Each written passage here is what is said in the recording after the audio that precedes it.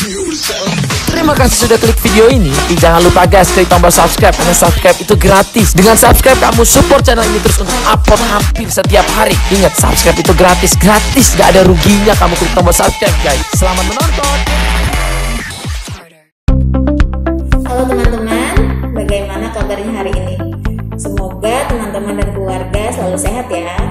Dan bagi yang menjalankan puasa, selamat berpuasa.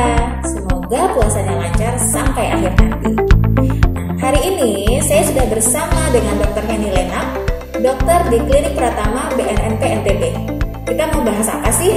Tetap teruskan nonton ya. Baik Dr. Henny, nah ini kan kita sekarang lagi pandemi COVID nih. Iya. Gimana kabarnya hari ini? Alhamdulillah sehat. Keluarga? Alhamdulillah sehat semua. Alhamdulillah sehat, apalagi sudah ada 2 bocah ya di rumah ya. Iya. Aman ya.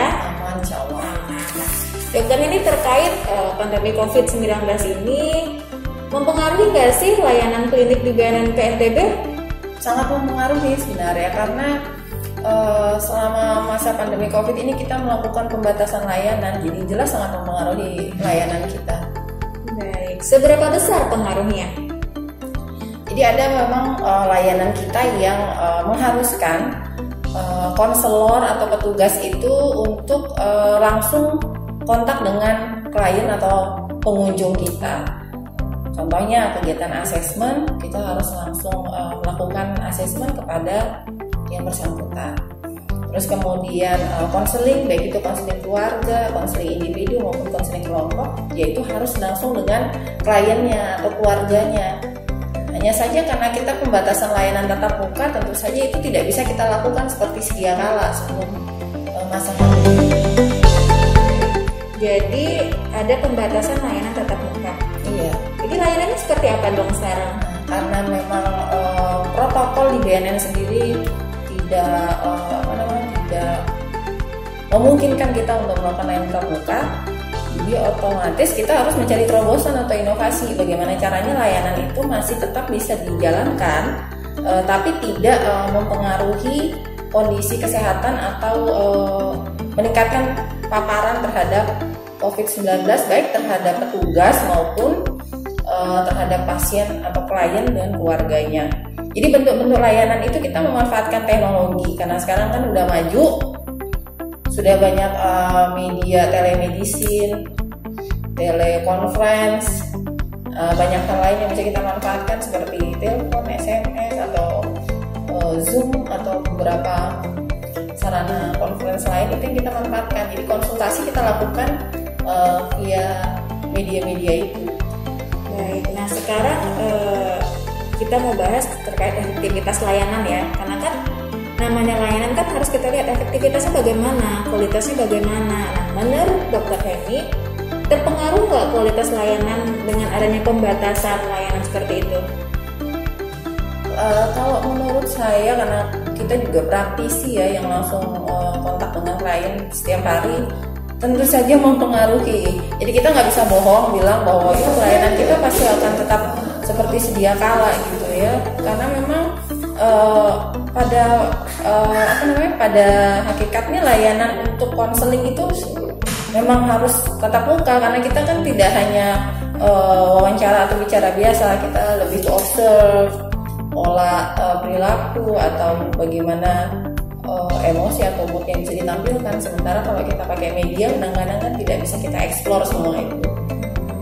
Jadi pada beberapa poin tertentu memang kita ada pembatasan sedikit di evaluasi klien, observasi tidak bisa kita lakukan secara langsung gitu. Karena kalau walaupun memang sekarang teknologi sudah bisa menyediakan sarana untuk saling tatap muka wajah melalui media, tapi gesture itu kan nggak bisa langsung kita amati lewat media gitu. Jadinya ya mau tidak mau kita harus mengakui bahwa ada sedikit keterbatasan dan ada sedikit mungkin penurunan kualitas, tapi kita tetap menjaga agar layanan yang kita berikan itu tetap bisa membantu klien dan keluarganya.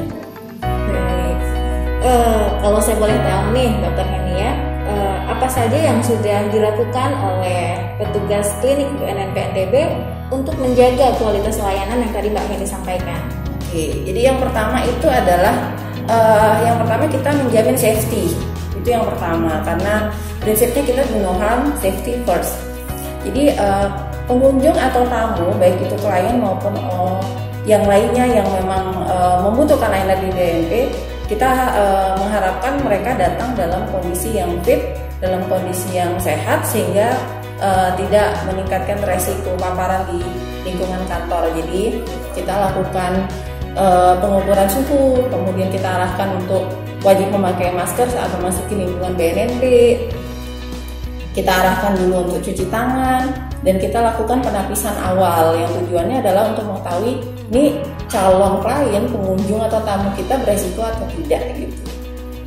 Nah, setelah itu baru kita untuk kita langsung layani dalam bentuk konsultasi gitu. Kita nggak bisa langsung asesmen atau konseling, tapi kita sediakan waktu untuk konsultasi antara petugas dengan kliennya untuk membahas ini klien kebutuhan layanannya itu urgent apa, atau enggak gitu ya, urgent atau tidak. Terus kemudian kalau misalnya memang bisa kita lakukan layanannya pada saat itu ya kita lakukan. Tapi kalau misalnya kira-kira yang bersangkutan ini perlu untuk pemantauan lebih lanjut, ya kita bisa konsultasi lanjutin lewat media sosial tadi ya, itu WA atau yang lain-lainnya. Baik. Nah, terkait pembatasan layanan, kan artinya sekarang layanan yang diberikan baik assessment dan konseling itu dilakukan melalui media komunikasi, yaitu telepon, chat, atau video call ya, seperti itu. Nah, bagaimana cara kita menjaga nggak hanya kualitas tapi kondisi klien agar mereka tetap abstinen? Jadi sebagai informasi untuk teman-teman, abstinen ini adalah kondisi di mana klien tidak menggunakan narkotika itu lagi. Bagaimana Mbak Hen kita menjaga supaya mereka benar-benar abstinen nih selama mereka nggak datang ke klinik Pratama? Oke. Jadi kita memang tidak ada pembatasan waktu yang absolut ya kalau misalnya untuk konsultasi konselor di klinik BNN Pratama, BNNP maksud saya. Jadi kapanpun klien itu bisa melakukan konsultasi. Jadi antisipasi kita kan sebenarnya pada penderita atau pemakai narkoba itu kalau dia muncul suges ya, atau misalnya ada trigger faktor atau pemicu yang menyebabkan dia ingin pakai lagi. Jadi pada saat memang klien kita membutuhkan konseling pada kondisi situasi-situasi yang urgent, mereka kita persilahkan aja, silahkan hubungi konselornya, sudah punya nomor kontaknya. Jadi kalau ada kondisi-kondisi yang mengharuskan untuk segera nih saya harus hubungi konselor saya, soalnya saya udah nggak tahan nih, misalnya lagi suges kah atau lagi craving atau apa, silahkan hubungi konselornya untuk membantu gitu, minimal menunda dulu gitu. Nah sebenarnya sih kita mengharapkan itu keluarganya yang bisa melakukan pengawasan ya. Jadi karena kehidupan sehari-hari klien kita itu kan dengan keluarga atau orang-orang terdekatnya. Itu yang kita sampaikan juga pada saat konsultasi di awal, bahwa keluarga itu sebenarnya sekarang sedang berjuang bersama-sama dengan kliennya untuk membantu mengawasi dan mengontrol. Karena memang intensitas atau durasi ketemu aja dengan konselor secara langsung itu kan tidak mungkin kan atau dibatasi. Kita harapkan keluarganya itu yang bisa mewakili fungsi pengawasan atau pengontrolan selama klien di rumah dengan keluarganya. Baik, terima kasih Mbak Heni ya. Jadi teman-teman kita sudah sama-sama mengerti ya bahwa dalam menjaga kondisi abstinen ini semua harus terus terlibat. Jadi kliennya juga harus aktif, nggak malu untuk menghubungi konselornya. Kemudian keluarga juga harus tetap waspada mengawasi keluarganya, anggota keluarga yang lagi dalam proses rehabilitasi ini. Dan konselor juga siap sedia ya untuk dihubungi klien. Ya, konselor juga siap sedia untuk dihubungi, dan memang ada beberapa kondisi tertentu di mana gejala putus zat itu muncul ya. Jadi ada beberapa kondisi yang memang dialami oleh pemakai zat yang pada saat dia berhenti menggunakan, terus kemudian muncul keluhan-keluhan fisik atau keluhan-keluhan yang simptomatik, misalnya badan terasa tidak nyaman, menggigil, pusing kepala, atau hal-hal lainnya. Nah, karena kami juga ada dokter, ada perawat, sehingga bisa langsung konsultasi juga via WA atau telepon dihubungi, dan nanti kita bisa berikan obat-obatan yang sesuai dengan keluhannya. Jadi jangan khawatir walaupun memang merasa sakit atau apa gitu, khawatir nantinya bagaimana kondisi saya di rumah kalau misalnya saya menggigil, panas, sakit atau segala macam, ya bisa langsung menghubungi konselornya. Jadi kami akan tetap membantu dari jauh. Jadi jangan segan untuk telepon ya teman-teman ya. Baik, nah Dokter Heni, kan tadi Dokter Heni di awal sempat bilang bahwa layanan itu kan ada rehabilitasinya juga. Kemudian ada juga yang namanya SKHPN ya. Iya. Kan biasanya tuh klinik Pratama BNN PNTB lobbynya itu penuh banget sama teman-teman yang mengurus surat keterangan bebas narkoba. Nah kalau di luar-luar tuh bahasanya adalah SKBN bukan SKHPN. Nah bagaimana terkait layanan ini Mbak Heni? Jadi memang pada awal-awal masa pandemi kemarin layanan ini benar-benar kita stop dulu untuk sementara karena kita menyesuaikan juga dengan kondisi. Nah, tapi kemudian kita mendapatkan arahan juga untuk melakukan layanan SKHPN, hanya saja waktunya dibatasi hanya 1 kali seminggu. Jadi pelayanan kita di hari Selasa dimulai dari jam 8 pagi sampai jam 12 siang. Terus kemudian juga untuk mencegah resiko kerumunan, karena seperti yang Mbak Ibu bilang tadi biasanya lobby penuh hanya dengan yang mengurus SKPN ini. Jadi kita membatasi layanan itu dalam bentuk memberikan jadwal. Jadi daftar online dulu di hari sebelumnya. Kemudian nanti dari urutan daftar online itu kita bisa tentukan nih siapa yang datang duluan. Jadi jam-jam kedatangan itu bisa kita atur sehingga physical distancing itu bisa terjaga. Jadi nggak numpuk dan nggak ngumpul di lobi. Dan jika suratnya sedang diproses, jadi yang membutuhkan SKBN bisa menunggu di ruangan terbuka sehingga tidak ada kerumunan massa di dalam lobi dan mencegah kita kena paparan dari COVID-19.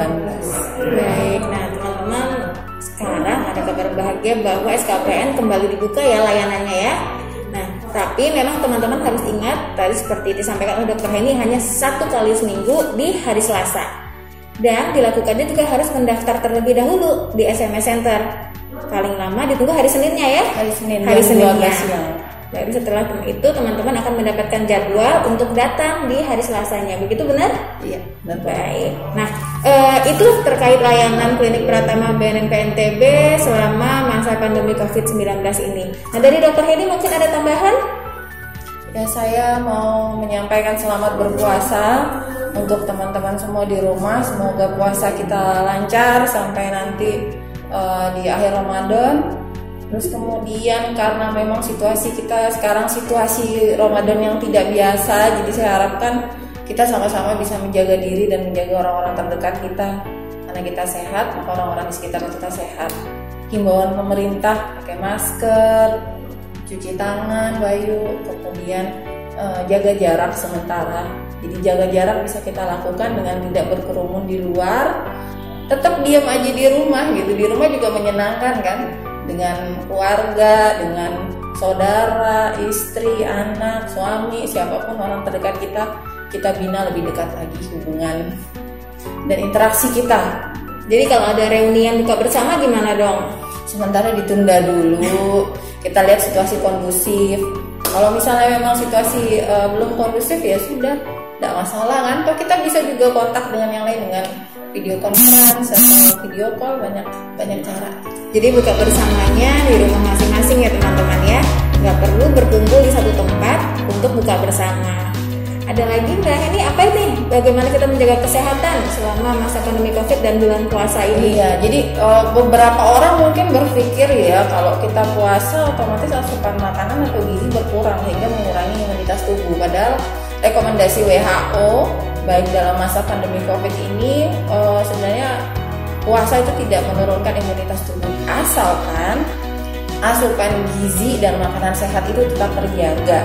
Jadi pada saat kita berbuka, pada saat kita sahur, konsumsi banyak makan makanan yang bergizi, kemudian cukup minum air, dan jika memang merasa butuh multivitamin atau suplemen, silahkan. Kan kita sudah ada anjuran dari pemerintah tuh, boleh vitamin C, vitamin E, atau zinc atau vitamin yang lain yang untuk meningkatkan imunitas, silahkan kita konsumsi. Jadi nggak masalah ya dengan imunitas. WHO juga tidak melarang kita untuk puasa, yang penting kita sehat puasa lancar, alhamdulillah dapat berkahnya. Amin. Jadi itu teman-teman perbincangan kita hari ini.